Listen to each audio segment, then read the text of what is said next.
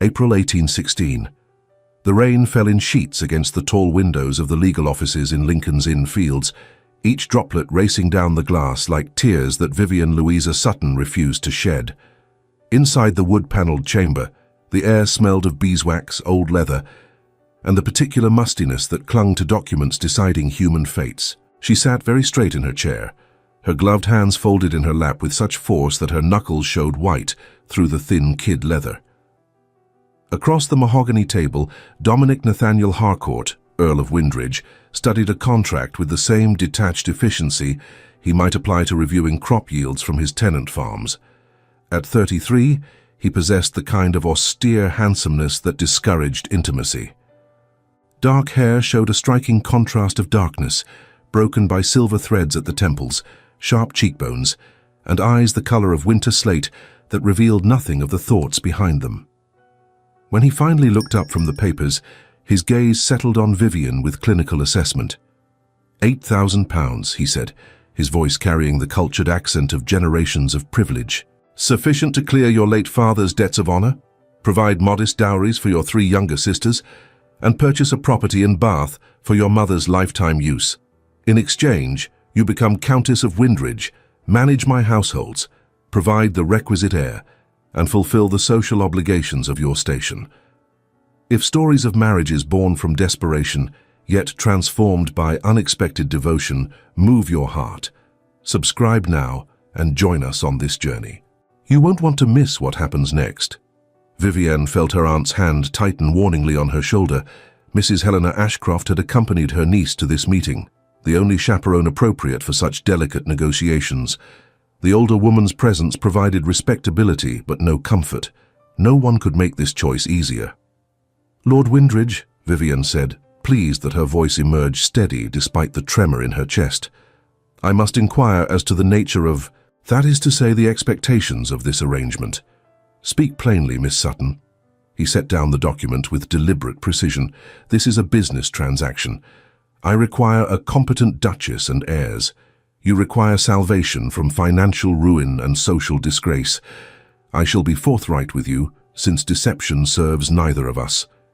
He leaned back in his chair, and for the first time, something flickered in those grey eyes.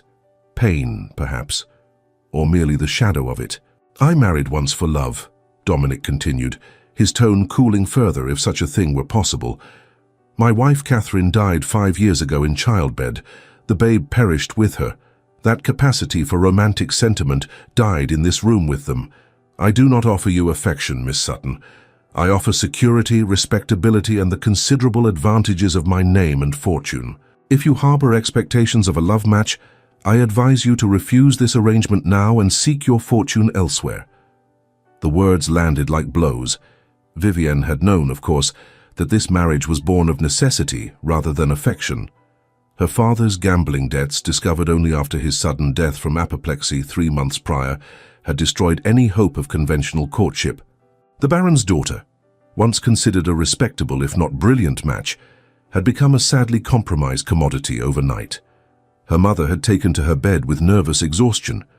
Her sisters, aged 19, 16 and 14, faced futures as governesses or paid companions, unless something dramatic changed their circumstances. Then Lord Windridge's solicitor had called upon them with this extraordinary proposal. I understand the terms, my lord, Vivian said quietly. I accept your offer. Something shifted in his expression, too quickly identified.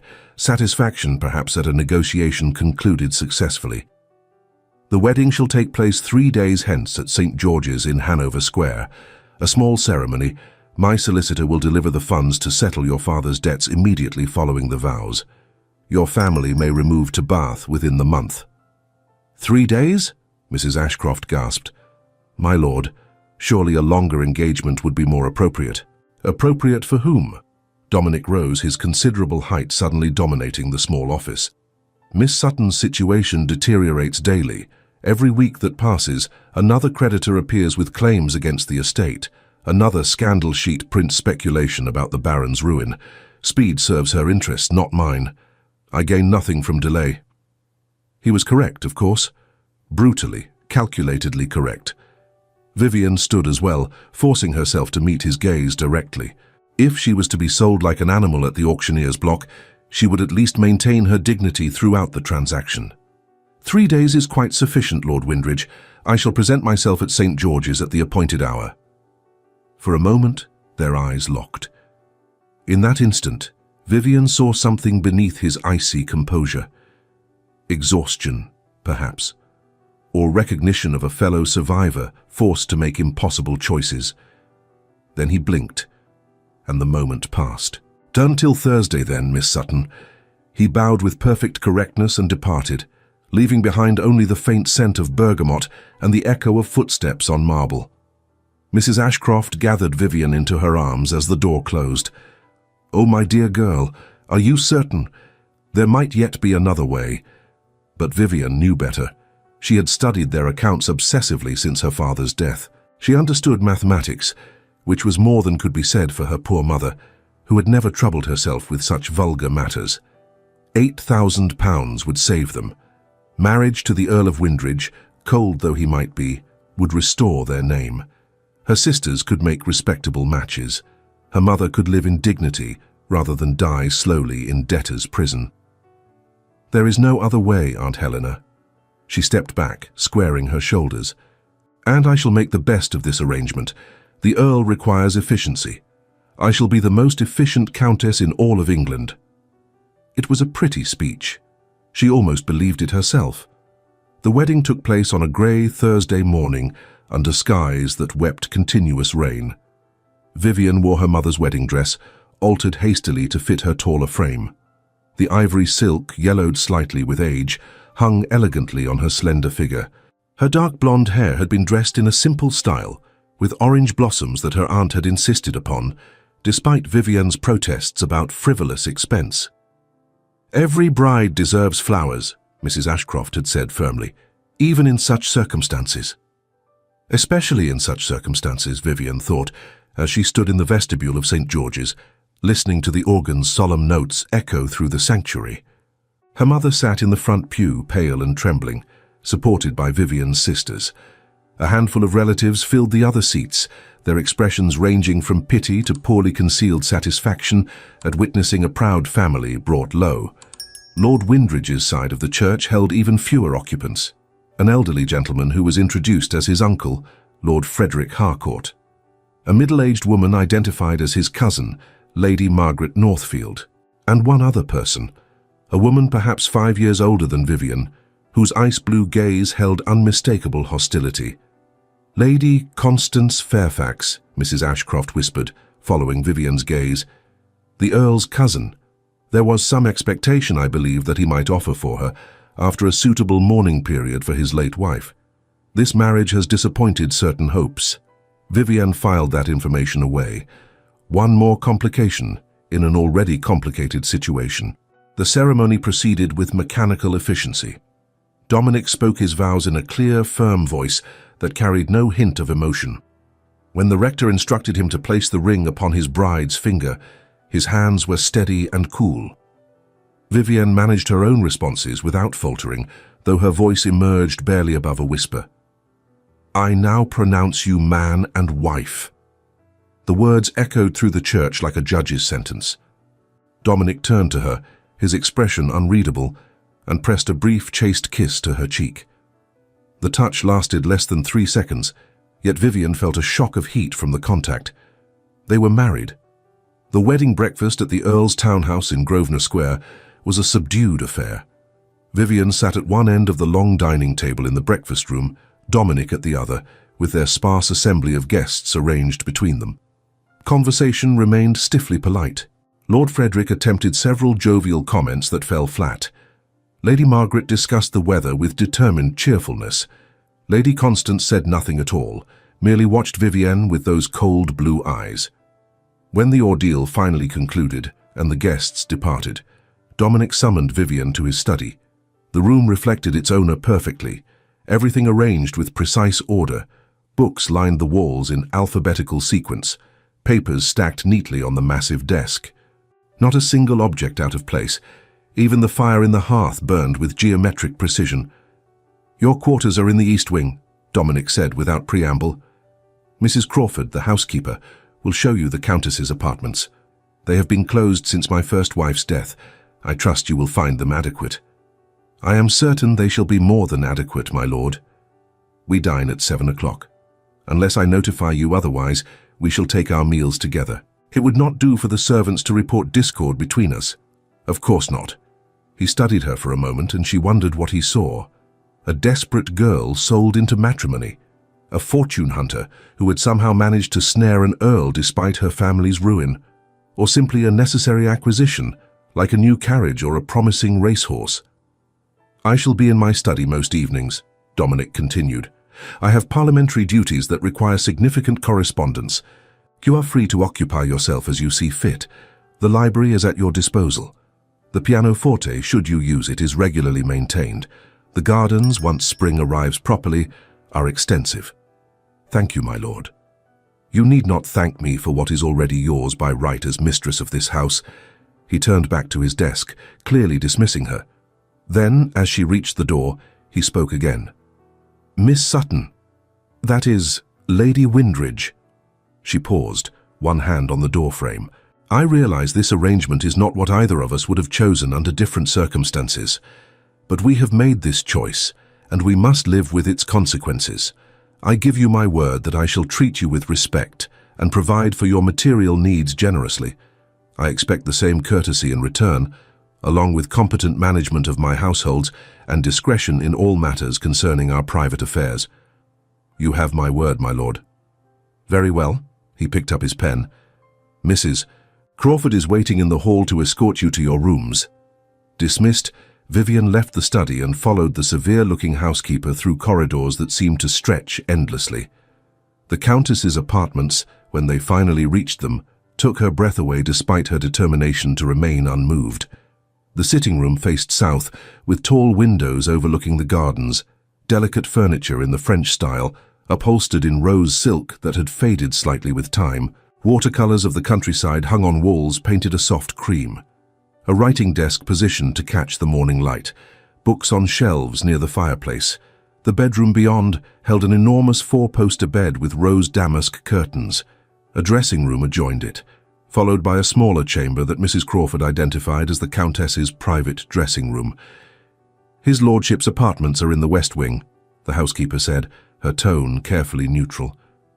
Separated by the main staircase and portrait gallery, the previous Lady Windridge preferred these rooms for their light and prospect. The previous Lady Windridge, Catherine. The woman whose love had apparently scorched away all of Dominic's capacity for affection, leaving nothing for the living wife who now occupied her quarters. "They are lovely," Vivian said softly. "Thank you, Mrs. Crawford." "Your maid has already unpacked your trunks, my lady. Shall I send her up to help you change for dinner?" "Yes, please."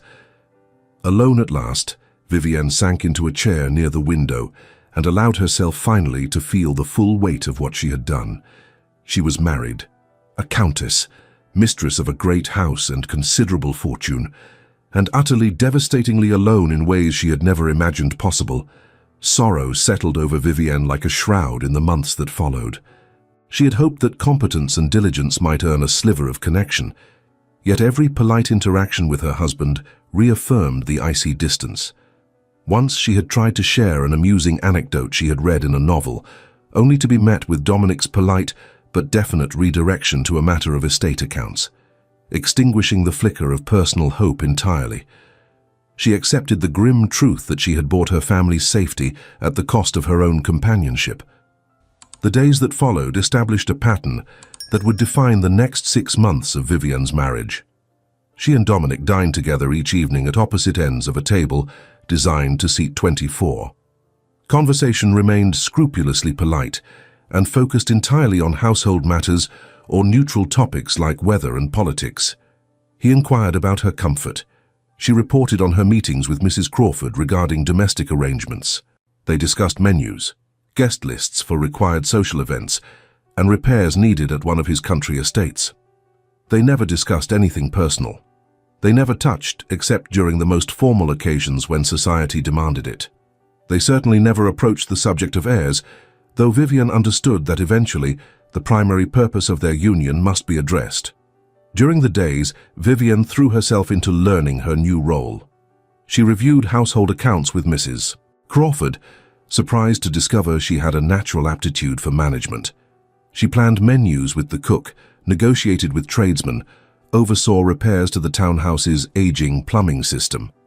She wrote letters to her mother and sisters, reassuring them of her well-being, even as she omitted any mention of the emotional aridity of her marriage. Vivian spent countless hours in the magnificent library, absorbed in works ranging from classical philosophy to contemporary novels. Dominic's eclectic tastes were evident in the wide selection of political economy, agricultural innovation, and even poetry. Sometimes, late at night, she would drift through the silent corridors of the townhouse, each step weighted with an unacknowledged yearning.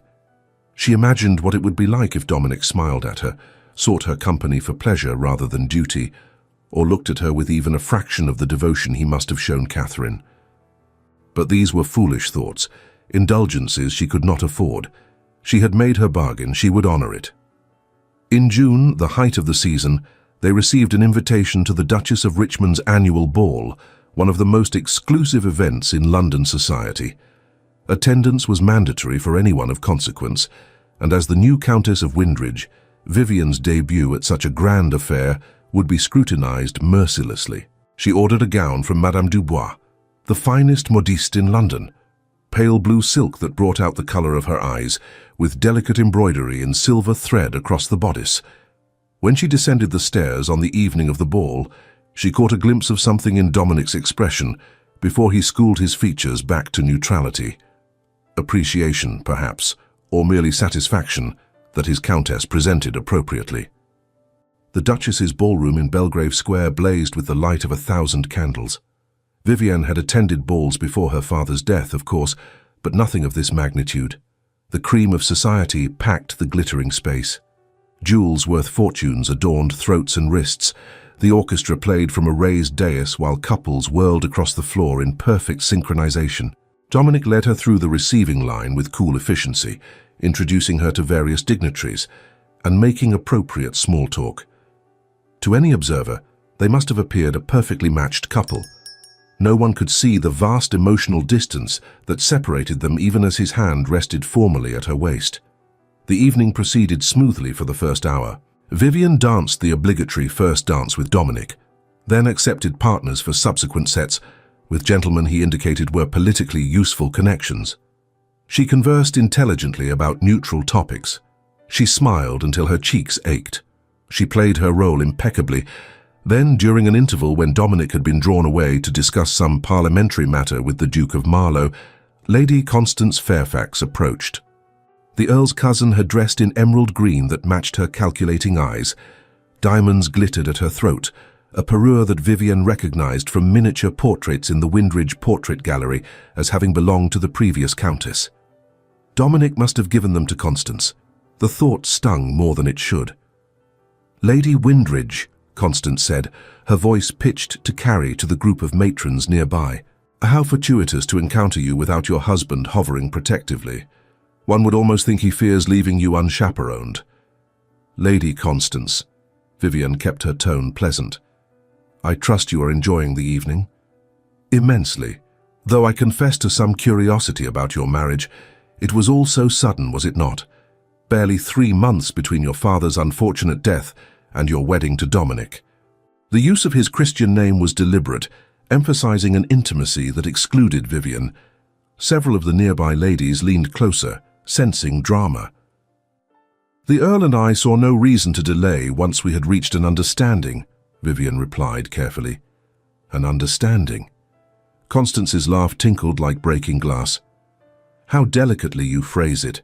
Though I suppose when one's family faces complete ruin, one cannot afford to be particular about the timing of one's rescue." Heat flooded Vivian's cheeks, but she maintained her composure. "Lord Windridge honored me with his proposal. I accepted gladly." "Did you?" Constance stepped closer, her voice dropping to a venomous whisper that somehow still carried to the eager audience. "Then perhaps you can explain why, after 6 months of marriage, you still occupy separate apartments. Why your husband dines with you as he might dine with his solicitor. Why he has shown no more affection to you than he might to a moderately satisfactory housekeeper? The words landed like physical blows. Vivian felt the blood drain from her face, even as mortification burned through her chest. Everyone knows the truth, Constance continued, her smile sharpening. The Earl bought you as he might buy an animal at the auctioneer's block. Your family was ruined without prospects, facing absolute disgrace. You sold yourself for £8,000 and the use of his name. He acquired you to fulfill a duty he finds distasteful, nothing more. He cannot even bear to share quarters with you. Tell me, have you managed to fulfill even the primary obligation of your purchase, or does he find you so unappealing that he cannot bring himself to attempt it? The silence that followed was absolute. Every eye in their vicinity fixed on Vivian, waiting to see how she would respond to this devastating public humiliation. Some faces showed pity, others barely concealed satisfaction at witnessing the pride of an earl's new wife shattered so thoroughly. Vivian opened her mouth, though she had no idea what words might possibly salvage this situation. Before she could speak, a cold voice cut through the awful silence. I would advise you to recall yourself to the drawing room standards of conduct, Constance. Dominic materialized at Vivian's side with such sudden intensity that several people stepped back instinctively. His face had gone white, except for 2 spots of color high on his cheekbones. His grey eyes blazed with an emotion Vivian had never seen in them before. Fury. Absolute incandescent fury. Dominic, Constance began, attempting a smile, I was merely conversing with your wife about... I heard precisely what you were saying. He spoke quietly, but his voice carried through the ballroom like a whip crack. I heard every calculated cruelty, every deliberate attempt to wound, and I find myself wondering what combination of jealousy and spite would drive you to attack my wife in such a public forum. But my lord, I merely repeated what the town is saying in defense of Miss Sutton's reputation, Constance protested, though uncertainty had crept into her expression. Everyone knows that your marriage is nothing more than a business arrangement. She needed money, you needed an heir. There is no affection between you. I have witnessed it myself on the occasions you have entertained. For a moment, Dominic said nothing. Then, moving with deliberate intention, he turned to Vivian. His hand came up to cup her face with unexpected gentleness. His thumb brushed across her cheekbone, wiping away a tear she had not realized had fallen. Is that what you believe? He asked softly, his eyes searching hers. That this is merely business to me? Vivian could not speak past the constriction in her throat, could not process the tenderness in his touch, so at odds with 6 months of careful distance. Then I have failed you more profoundly than I knew, Dominic murmured. And then, before the assembled company, before the Duchess and her guests, before Lady Constance and every gossip in London society, he lowered his mouth to Vivian's. The kiss was nothing like the brief, chaste touch at their wedding. This was possession and apology and promise all at once. His lips moved against hers with a hunger that sent a lightning bolt of sensation through her. One hand remained at her face, cradling her as though she were infinitely precious. The other settled at the small of her back, drawing her close against him in a way that would have been scandalous in any other context. Vivian's hands came up instinctively to clutch at his coat. The world narrowed to the sensation of his mouth on hers, the solid warmth of his chest against her palms, the faint scent of bergamot that clung to his skin. Heat flooded through her, chasing away the cold humiliation that had gripped her moments before. When he finally lifted his head, the ballroom had gone completely silent, every eye fixed on them in various stages of shock. Constance stood frozen, her face white, then red, then white again. Dominic kept one arm around Vivian's waist as he turned to address the assembled company. His voice emerged cold enough to frost the windows. Let me make something abundantly clear to all who are present. My wife is worth 10 of you, Constance. She possesses more intelligence, grace, and genuine nobility in her smallest finger than you shall achieve in a lifetime of grasping ambition. The circumstances of our marriage are no one's concern but our own. But since you have chosen to make them public sport, I shall respond in kind. He pulled Vivian closer against his side, a gesture of unmistakable possession and protection. I married Lady Windridge because she is remarkable, because she faces adversity with courage rather than complaint, because she recast my household from a mausoleum into a home in a matter of months, because her kindness to my servants, her intelligence in managing my affairs, and her dignity under circumstances that would have broken lesser women have made me reconsider everything I believed about the impossibility of second chances. The words fell into the silent ballroom like stones into still water, sending ripples of shock through the assembled guests. Vivian stared up at her husband, unable to reconcile this passionate defender with the remote stranger who dined with her each evening. As for our private arrangements, Dominic continued, his tone glacial, they are evolving in a manner that brings me considerable satisfaction and is, intervene once more, no one's concern but our own. If you ever again presume to speak to my wife with such disrespect, Constance, I shall ensure that every door in polite society closes to you. Your father's gambling debts are a matter of record. It would be unfortunate if certain of his creditors were encouraged to call in those obligations. The Fairfax name would suffer considerably from such scrutiny. Do I make myself clear? Constance's face had gone ash-white. She opened her mouth, closed it, then managed a strangled, "Yes, my lord." "Excellent. Now remove yourself from my sight." The woman fled as though pursued by demons. The crowd parted to let her pass, then immediately began buzzing with excited conversation. The scene they had just witnessed would be repeated in every drawing room in London by morning. Dominic looked down at Vivian, and for the first time since their wedding day, she saw real emotion in his grey eyes. Concern, tenderness, and something else, something that made her pulse race. "Are you well?" he asked quietly. "I am well, thank you, my lord." "Dominic," he said, "I think after that display you might begin calling me Dominic." "Dominic," she repeated, the name strange on her tongue. His hand tightened at her waist. "Come. I find I have no further patience for this gathering. Let us go home." The carriage wheels rattled over cobblestones as they departed within the quarter hour, leaving behind a ballroom seething with speculation. During the carriage ride to Grosvenor Square, Dominic sat beside Vivian, rather than across from her as he usually did. His hand found hers in the darkness, fingers lacing through hers with surprising naturalness. "I owe you an apology," he said. "Several apologies, in fact. Dominic, you defended me admirably. There is no need for such self-reproach." "There is every need." His grip on her hand tightened. "I saw tonight that my attempt at maintaining distance was a profound failure, not because I broke the contract, but because I failed to protect you when it mattered. I should have acted sooner, but I did not dare. Constance was correct about one thing. I have treated you with unconscionable coldness these past months. I told myself I was maintaining appropriate boundaries, that I was honoring the terms of our agreement, but the truth is rather less flattering." He fell silent for a moment, and when he spoke again, his voice carried a vulnerability she had never heard from him. "I was afraid," Dominic admitted quietly.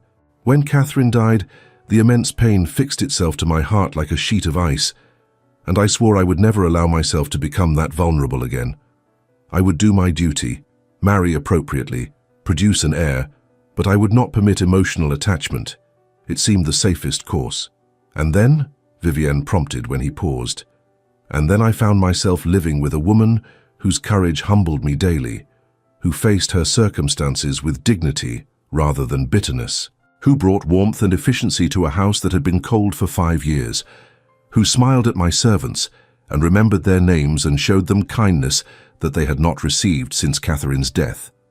The carriage turned onto Grosvenor Square. Light from the townhouse windows spilled onto the pavement. I realized sometime around the 3rd month of our marriage that I was falling in love with my own wife, which terrified me more than I can adequately express. So I maintained my distance. I told myself it was better for both of us. I was protecting myself from potential loss and protecting you from being compared to a ghost. "Dominic," Vivian breathed. "But tonight," he continued, "when I heard Constance humiliating you so publicly, speaking such vicious lies about our marriage, I could not maintain that distance any longer. The thought of you believing even for a moment that I married you merely for convenience, that I felt nothing for you, was unendurable." The carriage stopped. A footman opened the door, but Dominic made no move to exit. He turned to face Vivian fully, both hands now holding hers. "I do not expect you to return my feelings. God knows I have given you no reason to do so. But I wanted you to know the truth. I love you, Vivian. Not because of duty or necessity, but because you are remarkable in ways I never anticipated. And if you will permit it, I would like to reforge this arrangement into an actual marriage. A partnership. Perhaps even a love match, if you can find it in yourself to forgive my earlier coldness." Vivian felt tears streaming down her face, but for the first time in months, they were not tears of loneliness or humiliation. "You do not need to ask my forgiveness. You gave me everything you promised. Security for my family, respectability, a position in society. I never expected more. But do you want more?" The question emerged raw, vulnerable, "Because I find that I want a great deal more. I want to know your thoughts, your dreams, what books make you laugh and which make you cry. I want to spend my evenings in conversation with you rather than hiding in my study. I want to wake beside you and fall asleep holding you. I want everything I told myself I would never want again." "Yes," Vivian whispered. "Yes, I want that too. I have wanted it for months, though I convinced myself it was hopeless. I thought you could never love me because your heart belonged to Catherine's memory." "Catherine was my past," Dominic said firmly. "You are my present and my future if you will have me." He helped her from the carriage, but instead of releasing her hand, he led her through the entrance hall and up the main staircase. Vivian's heart pounded as she realized they were not heading toward her apartments in the East Wing. Instead, Dominic guided her through corridors she had never walked, to the West Wing where his private rooms resided. He paused outside an elaborate doorway. "These were my parents' apartments. They have been closed since my mother's death 20 years ago. I had them reopened and refreshed last month. I was waiting for the right moment to show you." He opened the door to reveal a suite of interconnected rooms. A shared sitting room in the center, decorated in warm golds and deep blues. To one side, a gentleman's bedchamber. To the other, a lady's chamber equally elegant. But instead of the vast separation that had characterized their living arrangements, these rooms flowed into each other, connected by open doorways that invited intimacy rather than isolation. "I had hoped," Dominic said quietly, "that you might consider moving here, with me, as my wife in truth, not merely in name." Vivian turned to him, seeing for the first time the man beneath the icy exterior he had maintained so carefully, seeing his hope and fear and love written plainly across features that were no longer remote, but achingly vulnerable. "I would like that very much," she said softly. The kiss he gave her then was different from the one in the ballroom. Slower, deeper, thorough in its tenderness. His hands framed her face as though she were infinitely precious. When he lifted his head, his grey eyes had darkened to the color of storm clouds. "I shall endeavor to deserve you," he murmured against her lips. "You already do." He smiled then, a true smile that transformed his severe features into something approaching beauty. Then he swept her into his arms and carried her across the threshold of their shared chambers, kicking the door closed behind them. The weeks that followed brought a transformation so complete that Vivian sometimes wondered if she had dreamed her first 6 months of marriage. Dominic was attentive to the point of devotion, seeking her company constantly. They breakfasted together each morning in the cheerful breakfast room overlooking the gardens. They rode in Hyde Park during the fashionable hour, Dominic's hand covering hers possessively on her saddle pommel. They attended theatre and opera, sitting close together in his private box, his fingers intertwined with hers throughout the performances. At home, they dined in the smaller family dining room rather than the formal chamber, seated close enough to touch. After dinner, they retreated to the library where Dominic would read aloud to her while she worked at her embroidery, or they would simply talk for hours about everything and nothing, politics and poetry, agricultural innovations and philosophical debates, dreams and fears, and the 1,000 small details that build true intimacy. And at night, in their shared apartments, they came together with a passion that still took Vivian's breath away. Dominic was an ardent lover, attentive and thorough, determined to learn everything that brought her pleasure. He whispered endearments against her skin, told her she was beautiful, remarkable, his salvation, and Vivian bloomed under his devotion like a flower too long denied sunlight. But happiness, Vivian would soon discover, was a fragile thing in a world that valued duty above all else. In early September, a letter arrived from Bath that sent her rushing to find Dominic in his study. He looked up from his correspondence, smiling automatically at her entrance, then frowning when he saw her expression. "What is it? What has happened?" "My mother." Vivian thrust the letter at him with shaking hands. "She has fallen gravely ill. The physician fears consumption. My aunt writes that I should come at once if I wish to see her." Dominic was on his feet immediately. "We shall leave within the hour. I shall send word to have the traveling coach prepared. Pack only what you need. We can send for additional items once we arrive. You intend to accompany me?" Vivian had assumed she would make the journey with only her maid for company. He looked at her as though she had said something incomprehensible. "Of course I am accompanying you. You are my wife. Your family is my family. Besides," he added more softly, coming around the desk to pull her into his arms, "do you truly believe I would allow you to face such distress alone?" The journey to Bath took 12 hours in the well-sprung traveling coach. Dominic held her throughout, letting her cry against his chest when fear overwhelmed her, offering comfort without empty platitudes. When they arrived at the modest house he had purchased for her mother's use, he helped her down personally and accompanied her inside. Mrs. Sutton lay in bed in a chamber on the first floor, her breathing labored and her skin pale as parchment. Vivian's 3 sisters clustered around their mother's bedside, their faces drawn with worry. The physician, a competent-looking man of middle years, stood conferring with Mrs. Ashcroft near the window. "Mamma," Vivian whispered, kneeling beside the bed to take her mother's fragile hand. Mrs. Sutton's eyes fluttered open.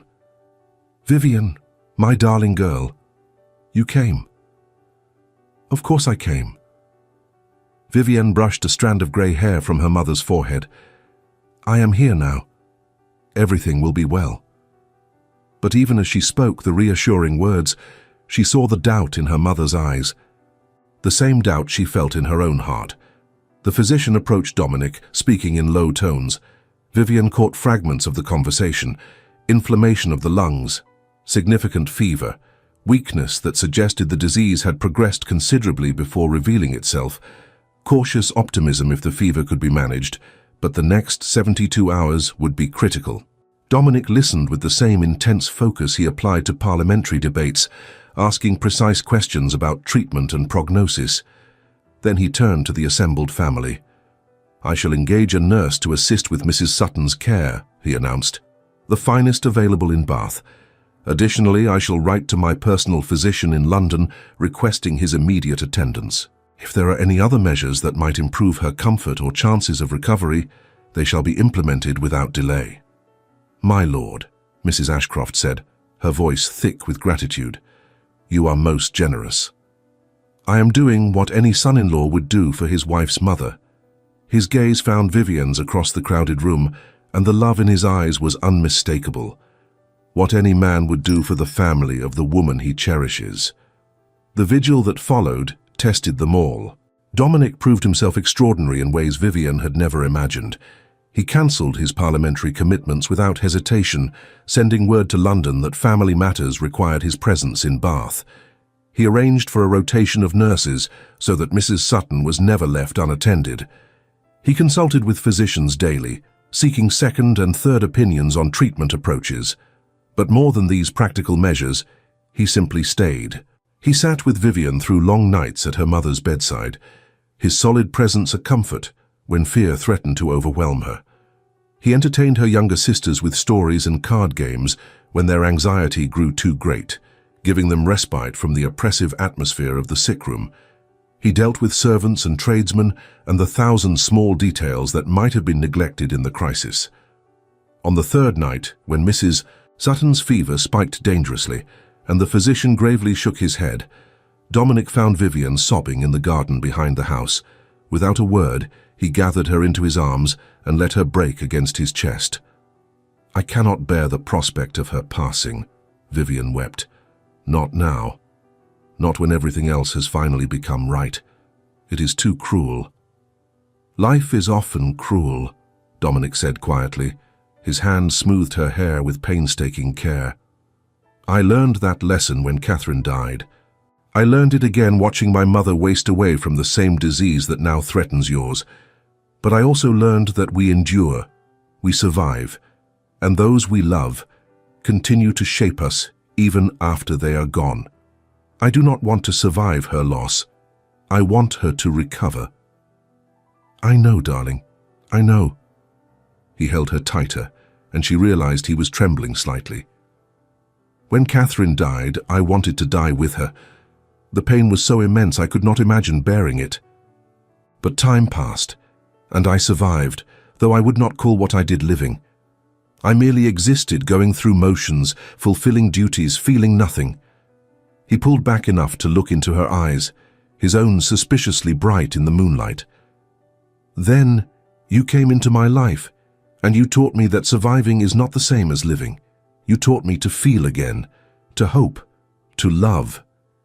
If your mother does not recover, he said, pausing only to swallow hard, you will survive it, because I will help you, because we will face it together, because love does not make loss easier, but it makes it bearable. Vivienne clung to him, drawing strength from his certainty, and in that moment, she understood fully what she had found in this man who had seemed so cold at their first meeting. Not simply a husband or a provider, but a partner who would stand beside her through whatever storms life brought. Mrs. Sutton's fever broke the following morning. The physician noted that her survival was due in no small part to the speed with which the Earl had secured specialized attention and Lady Windridge's persistent, capable nursing. The physician expressed cautious optimism for the first time, noting that her breathing had eased and the inflammation appeared to be subsiding. Recovery would be slow, he cautioned, and she would require months of careful convalescence. But barring complications, he now believed she would survive. When Vivienne finally allowed herself to leave her mother's bedside and seek her own chamber for desperately needed rest, she found Dominic waiting for her. He had arranged for a bath to be drawn, laid out her nightclothes, and built up the fire against the autumn chill. "Come," he said softly, drawing her into the room. "You are exhausted. I should help with Mama. Your sisters and the nurse have matters well in hand. You have not slept properly in 3 days. You must rest." He helped her undress with the careful tenderness of a lady's maid. Though he maintained a controlled distance, his gaze lingered momentarily on the fragility of her shoulder, a silent testament to his protective instinct. Then he assisted her into the bath, washing her hair with gentle efficiency while she sat in the warm water feeling her muscles slowly unclench. When she was clean and dressed in her nightgown, Dominic tucked her into bed, kissing her forehead with reverent care. "Sleep, my love, I shall be here when you wake. You will not leave?" "Never." He settled into the chair beside the bed, taking up a book as though he intended to read while she rested. "Dominic," Vivienne murmured, already half asleep. "Thank you for everything, for coming with me, for staying, for being so much more than I ever dared hope you would be." He set aside his book and moved to the bed, lying down beside her and gathering her close. "You never need to thank me for loving you. It is the sole reward for the hard lessons of my life." Vivienne fell asleep in his arms, feeling safe and cherished and impossibly fortunate despite the crisis they had just weathered. And as consciousness faded, she heard him whisper against her hair, "When I thought I might lose you to grief, I realized that you have become essential to me in ways I cannot adequately express. You are my heart, Vivienne, my redemption, the proof that second chances are possible if we are brave enough to seize them." They remained in Bath for another 3 weeks while Mrs. Sutton recovered her strength. During that time, Vivienne saw yet another side of her husband. He played chess with her youngest sister, teaching her strategy with patient good humor. He discussed literature with the middle sister, who harbored ambitions of writing. He rode out with the eldest sister, ensuring she had opportunities for fresh air and exercise, despite the crisis that had confined them largely to the house.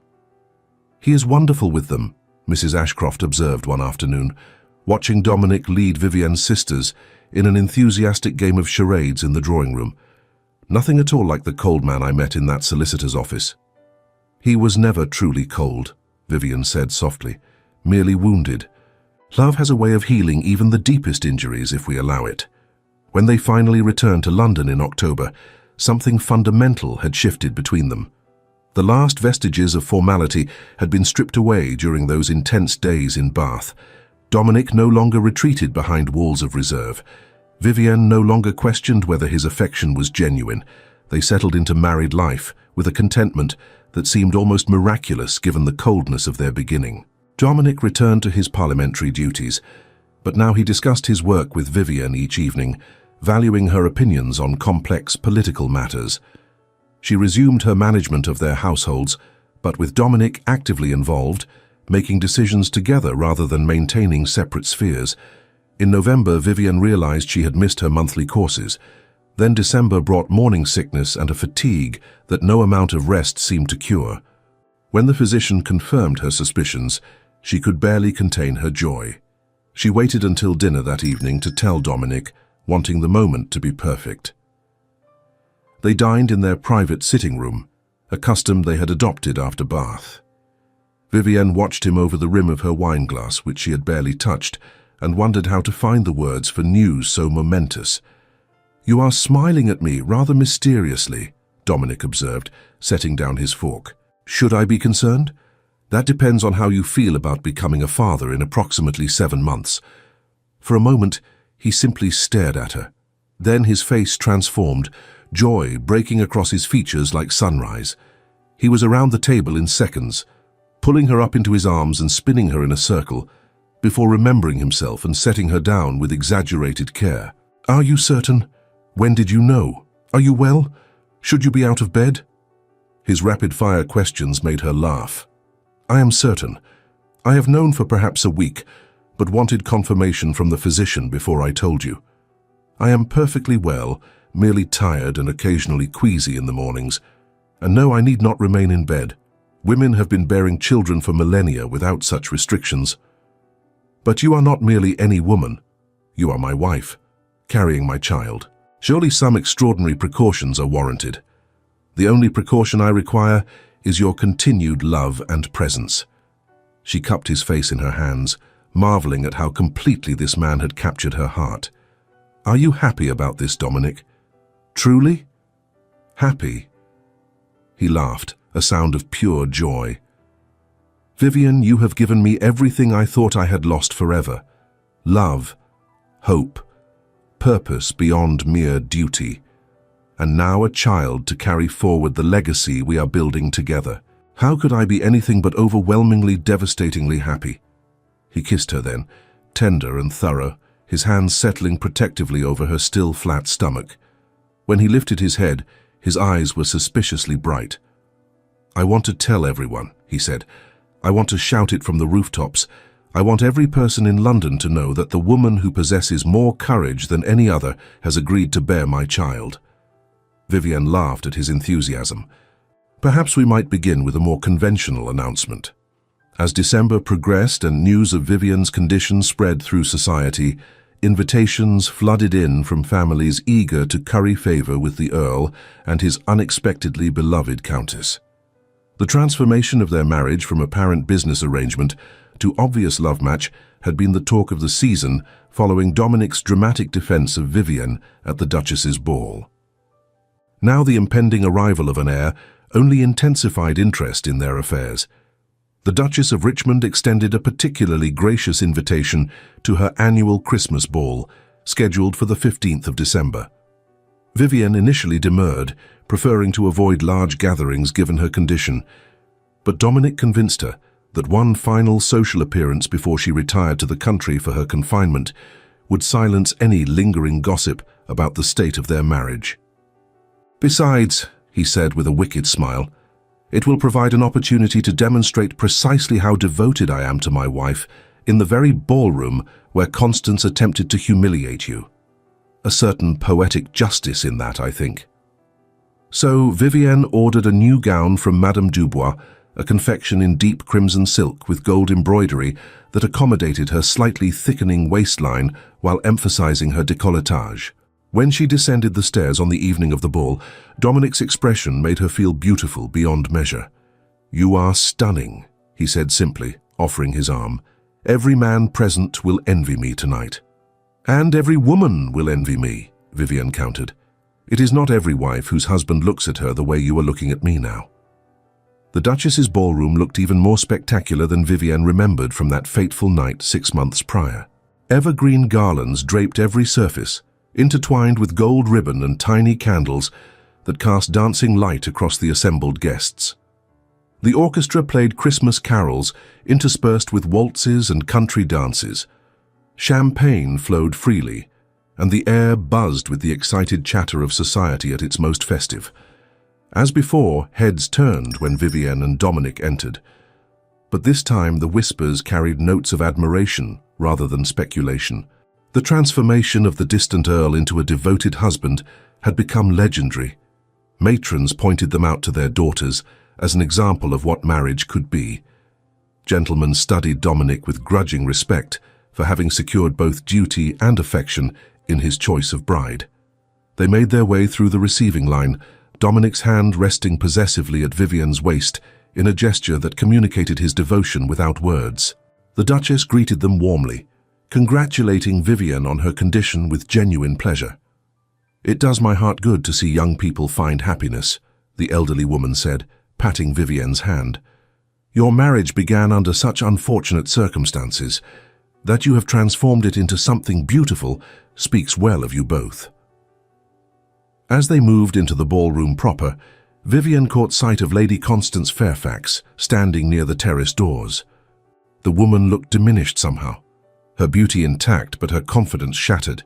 She wore the diamonds that had once belonged to Catherine, but they seemed gaudy rather than elegant on her throat.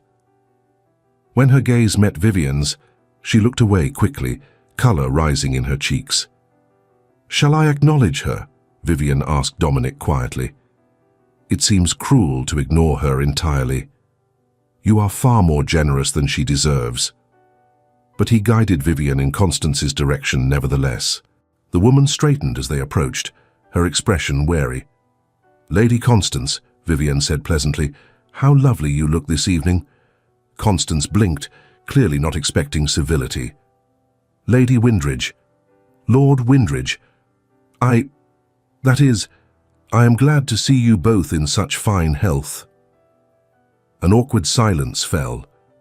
Then, to Vivian's surprise, Constance drew a shaky breath and spoke rapidly, as though forcing out words that had been rehearsed many times. Her face showed a flash of fear at their approach, quickly masked by forced humility. "I owe you an apology, Lady Windridge.